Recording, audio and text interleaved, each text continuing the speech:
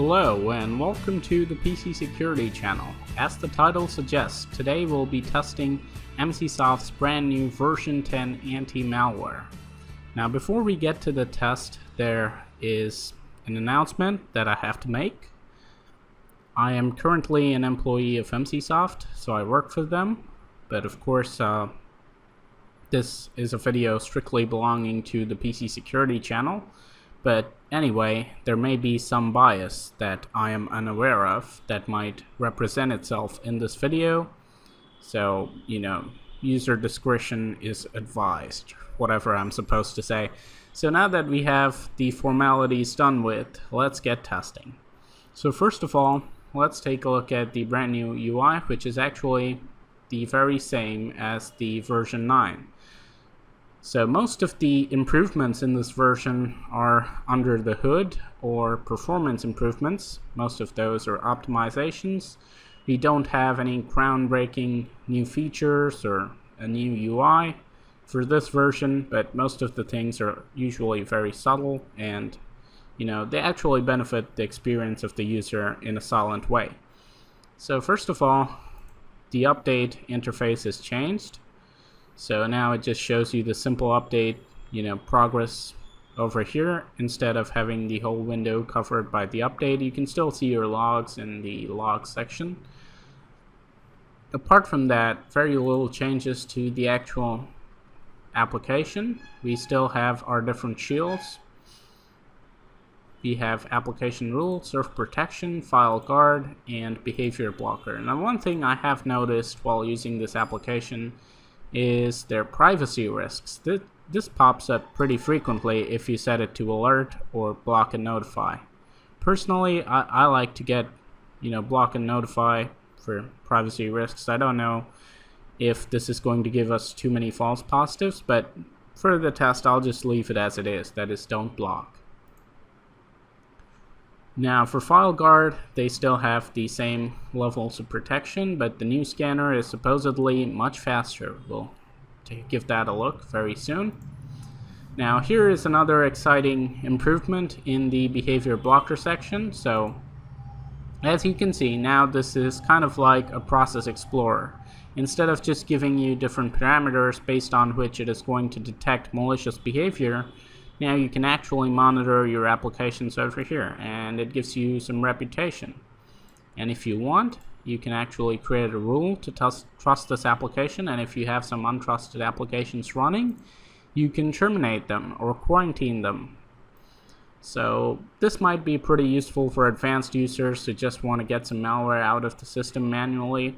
But apart from that, it's a nice tool to have, but as I said, it shouldn't really be that useful for a regular user because the software should already block the threats.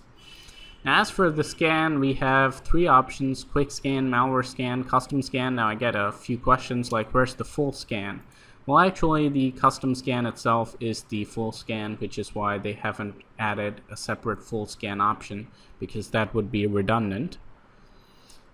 Now what people are most excited about is the malware scan. This is ridiculously fast. Now the reason this is fast is it's been optimized to scan fewer locations where malware is present more often, and there's some optimizations to the scanning techniques as well. So as you can see, this is going really fast. This is their previously known smart scan, and it used to take a lot longer back then. Now whether or not it is as effective as the previous scan, we'll have to wait and see. But as you can see, it sure is quick. This scan just took us 31 seconds. So that's the UI. It's fun to look at UIs, but the real part is the test. Now resource usage, that is another important parameter for Emsisoft. As you can see, at the moment it's taking like 115, 116 megabytes, but I have seen this go down to like even 3 or 4 megabytes depending on whether or not you're using the application. We might see it drop during the course of this test. Now they do have a couple of more settings that I think I missed. We have memory usage optimization. It works similar to the previous version. And now we have more fine-tuned controls on the privacy and participation in their cloud or anti-malware network.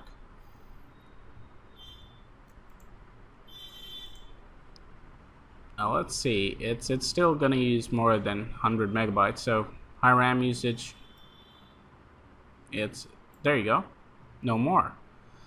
So now we've got what, 5 megabytes of RAM, even less. So this thing changes around a lot, but as far as I've seen, it doesn't impact the actual user's performance, so that shouldn't be a big deal unless you're having a machine that runs 512 megs of RAM, and let's be honest, who has those these days? So let's get testing. This is the important part. Now I know that there haven't been too many changes in the security department or how the actual prevention works, but I'll test it out nevertheless to see if they maintain their consistency from the previous version. So here's our first file. I've been struggling to find good malware samples lately. This app can't run on your PC and it's blocked by Emsisoft Anti Malware signatures. Let's grab the next file.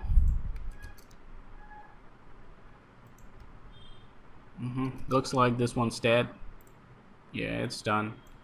So let's proceed to the next file. Linux.exe. Wow, you get an operating system at 600 kilobytes. Very exciting. Once again, I'm going to try and run this now. Not sure if this is actually malware. We'll wait and see if something else detects it. At the moment, it's kind of looking like a downloader for Linux. Maybe it's illegal, I don't know, but didn't do anything apart from open up this UI. Anyway, we'll just close it out and see if it's running. Does it continue to run in memory?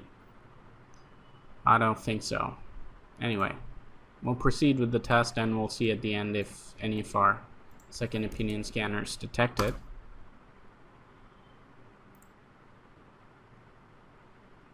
Now this is a big file. Interesting thing is, so far I haven't seen any blocking from the web prevention module of Emsisoft. You would expect it would come to play more often, but we still have a lot of links to go. And I have to say, all of these links aren't really 0 days. Some of them are 0 days, some of them are about a day old. It's really hard to find good malware these days. Anyway, I'll pause the video and get back when this file is done. The file is ready to execute, but Emsisoft blocks it, so it's not going to run. Let's continue.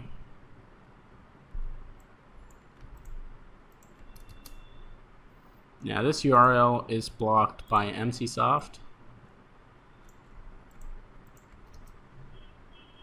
This one appears to be dead. There may be a lot of dead links, that's why I got a ton of them, because all of them aren't very recent. Here's another one, 108 kilobytes. Let's go ahead and run it. And Emsisoft blocked it. Trojan generic. So far the signatures have been enough to do the job, which is what you'd kind of expect because we're using Bitdefender signatures plus some improvements here, so high detection rate is expected, just like with any other version of Emsisoft. Once again,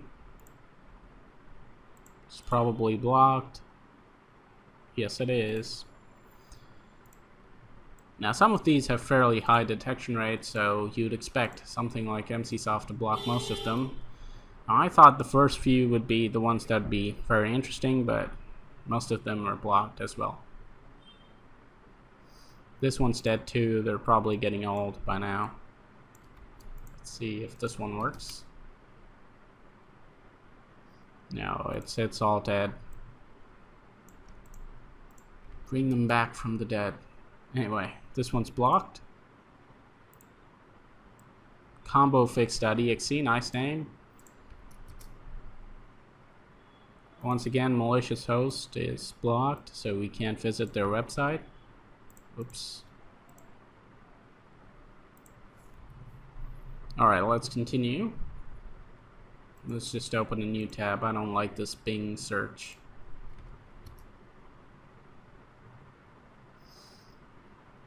Looks like the malware part of this page has been removed. There you go, pager file not found.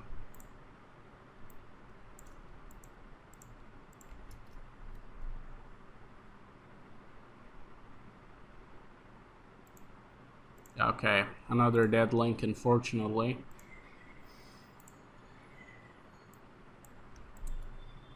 Come on, malware.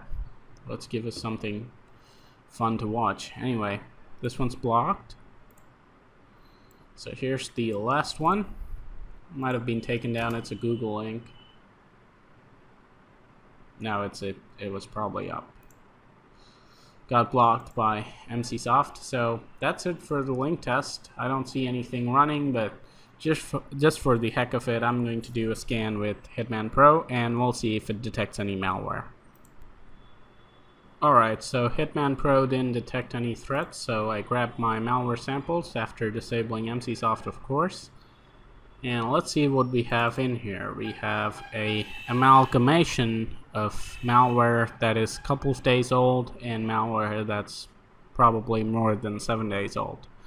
So it's a combination. I'd probably expect really high detection rates on this one. So let's go ahead and do a right-click scan and see how many Emsisoft detects. Once again, just to show you guys, we have 288 items here. So right-click scan should be pretty simple and fast.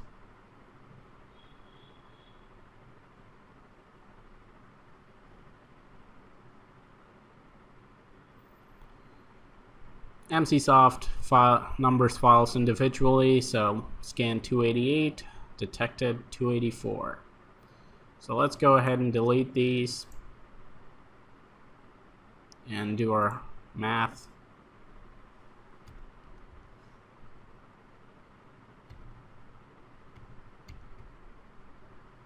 Okay, why am I doing this?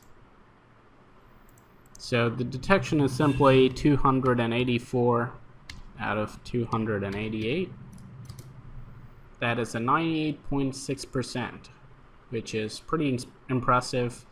Now, I'll be fair with you. I mean, it's no surprise. I've been doing this every year, and Emsisoft usually gets really high detection rates. So we're left with 4 items. Let's re-enable everything and see how it deals with these threats. First application stops working. I didn't get any alert though. Let's try the second one. Now this one tried to connect to a malicious server and the connection was blocked. Don't know what happened to the malware itself. Maybe it was trying to install some kind of adware, so it just terminated. Or maybe it's still running in memory. I guess we'll have to wait and find out, but at the moment it doesn't look like there's anything running. This one doesn't seem to be working. Neither does this one. Probably some of the dependencies of these files were deleted. As you can see, nothing's running apart from this one, which tries to connect to some server to download the actual malware or something, and it gets blocked. So looks like Emsisoft has managed a clean sheet, but I'm not just gonna say that. We'll do another couple of scans with Hitman Pro and Malwarebytes, and then we'll know for sure whether or not the system was infected. Both Malwarebytes and Hitman Pro did not detect any threats, so it looks like Emsisoft has once again managed a clean sheet.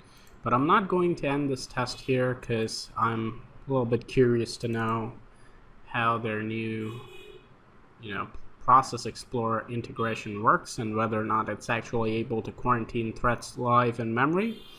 So what I'm going to do is I will disable the product entirely and grab a few malware samples and we'll run them in memory, and we'll see if you know, it's able to allow us to stop those samples or something. So let's go ahead to the behavior blocker section and let's see if it's able to identify malicious processes. There you go, reputation is bad. So let's go ahead and end process. And it looks like it's terminated. Let's try this file.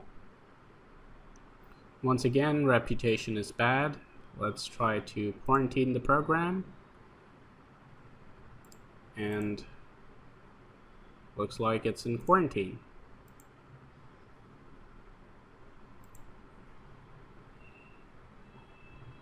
So this thing seems to be working pretty well. Windows Media Player, I'm not gonna go through that because the malware has been stopped already. But let's continue. As you can see, this file was present in app data roaming, the one that started the process. I guess it copied itself over there and then started the process. That's why we're still seeing this file on the desktop. Now let's go ahead and try and run this. Now once again, trojan.exe. Let's see what reputation it comes up with.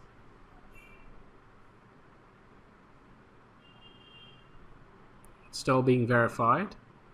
Let's try running multiple files. As you can see, this immediately gets the reputation bad. So let's go ahead and quarantine the program. I'm not going to restart right now. I guess it's going to wait until I restart the computer to completely remove the threat. These two are still being verified.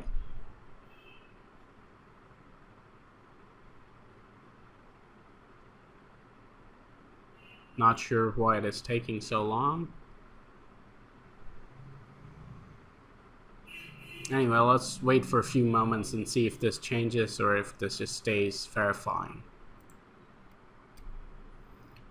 Alright, so I waited for about 5 minutes and we still don't have final reputation on these. Now I don't know if it was, for some reason it's unable to connect to their anti-malware network and get the reputation of these files, or maybe they're just unknown or something and it still says verifying. In any case, we can still quarantine these programs if we want. So I'll go ahead and do that.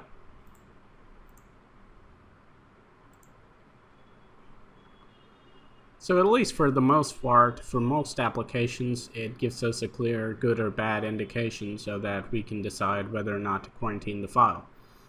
So that's the way the new behavior blocker or process monitoring window works. It is a nice addition for advanced users, but as you can see, it could still be made even better. So that is it for my review of Emsisoft Anti Malware version 10. What can I say? Well, just like most other, of course now it's going to start catching these threats and removing them because I turned on the shields again. But anyway, so this is definitely a product I can recommend. It has been doing well in my tests since a long time, ever since I've started testing this product, I guess. And version 10 is no different. It gives you the same solid protection of version 9 with some optimizations, improvements in the scan speeds, of course. The accuracy and effectiveness of the new malware scan is not yet tested by me. I will test it when they release version 10 of their Emsisoft emergency kit, because I believe removal is more of the kind of thing of Emsisoft emergency kit rather than anti-malware. So that's the time when I'll be testing the new malware scan. As of now, the prevention capabilities are excellent, as you can see, and the new additions give a little bit of more fun for advanced users, so you can manually remove malware and do stuff like that.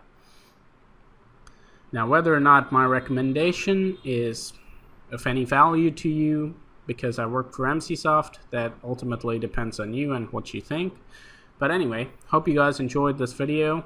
Stay tuned for more on the PC Security channel. Stay informed, stay secure.